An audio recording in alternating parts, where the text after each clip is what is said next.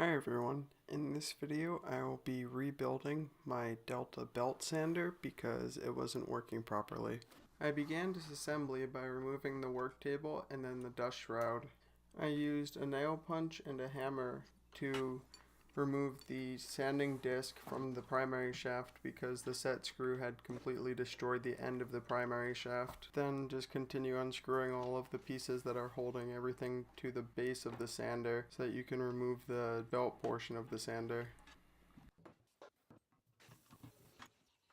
The original driven pulley was completely worn and all of the screws had been rust welded into their holes and needed to be removed with a screw removal tool. I then used a pick to remove the casings of the bearings and then clean them out with an air duster so that I could pack new lube in. I used Lucas white lithium grease just because it's what I had on hand and it seemed to work pretty well. All of the excess grease just flung itself out after I turned the belt sander on, so I was able to clean it up easily and the bearings were lubricated well. I then removed the other snap ring so that I could continue disassembly and then unscrewed the set screw. I just used the hammer and nail punch again to get the shaft out of the drum and then remove the next snap ring so that I could have access to the other bearing.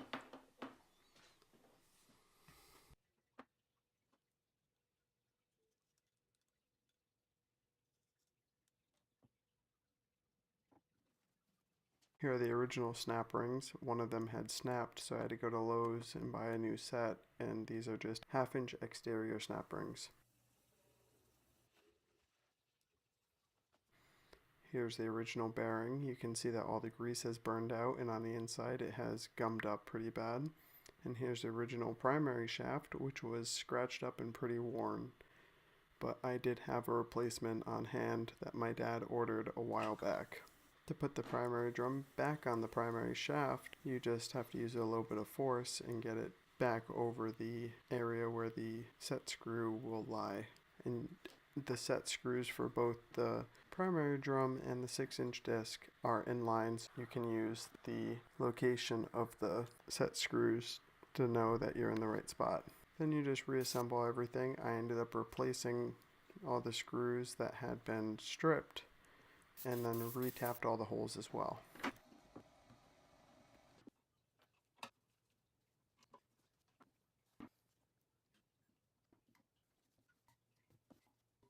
To reinstall the bearings, I just used a socket that was similar size as the shaft but gave enough clearance for the shaft to pass through the socket area and just tapped it back into place. You'll want to make sure to use a socket that's the same size as the inner raceway when tapping on the socket to reinstall the bearing. This is the secondary drum. The only issue was that the spinning of it felt restricted because of all the caked up sawdust and probably the oil for the oil light bushings had been burned up.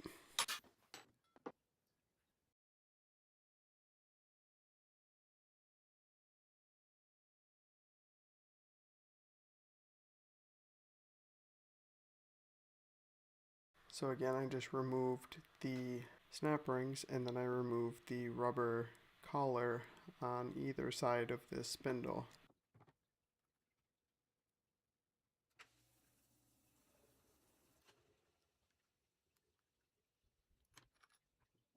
For the oil for the bronze bushings, you just want to make sure it's something that's non-gumming and something that's meant for bushings. I used Zoom spout oil, but I'm not all that familiar with oil or grease. And then I just reassembled the secondary drum, just doing all the steps in reverse.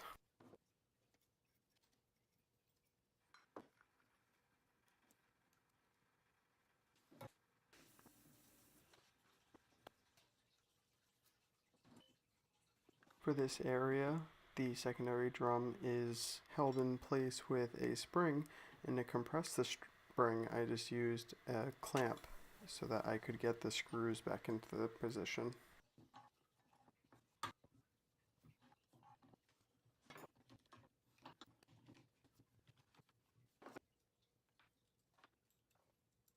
You'll notice the white piece of paper that's next to me on the table, and that is actually a disassembly guide that I believe came with the belt sander.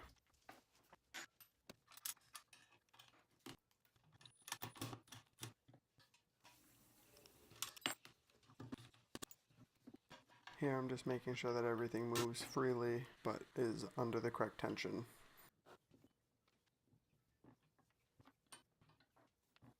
I use a screwdriver to hold the spring in place so I could make sure that the holes would line up, and then I screwed in this retaining screw and the spinning felt much better.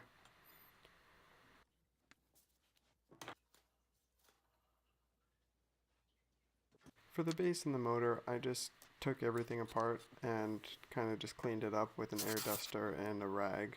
The motor was fine, and so was all the electronics of it, so I just cleaned all the loose dust and debris off of it.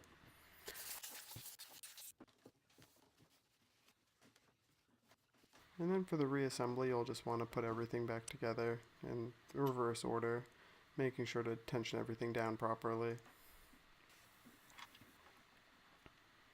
Here I over tightened this top bolt, so I just unscrewed it a little bit.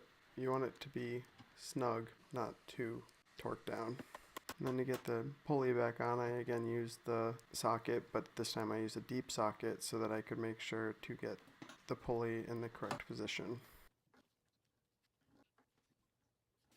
Since this belt sander had been used so much over the years, the hole on the 6-inch sanding disc had been misshapen, so I had to use a file and sandpaper on the shaft, and then I had to use a round file on the inside of the sanding disc.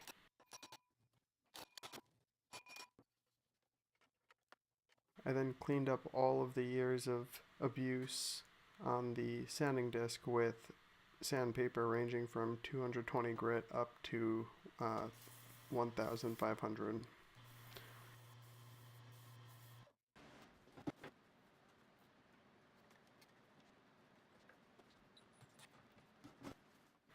There were also a couple parts that had been broken on this belt sander, such as this dust shroud, and I just sanded all the rusty areas down and all the dried up glue down and re-epoxied it. The right angle guide had also been broken over the years because the belt would slip and just wear away at the surface. So my dad and I made a new arm for it with a piece of aluminum and then drilled out holes in both the guide and the new arm so that a bolt could pass through.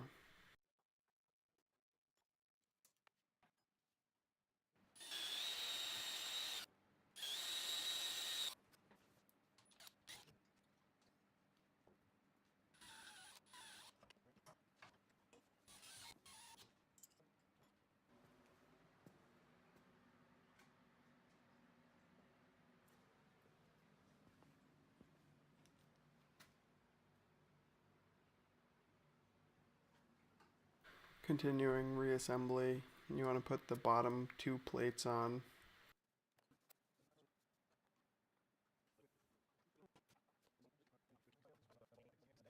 And then reattach the table. This dust shroud was pretty obnoxious to put back on, but I found that a right angle screwdriver from an IKEA set helped out with reinstalling the screws. I then re-90'd the table to make sure that everything was square, and then attached the guide on the belt sander so that everything would be perfectly square. So I know this video was a little bit longer than the videos I've been trying to post lately, and I just wanted to cover everything that I did for this video. I didn't want to cut anything out because it might have been something that someone was looking for if they were trying to do something to their belt sander. I hope you enjoyed it, and as always, thank you all for watching. I hope you have a great day.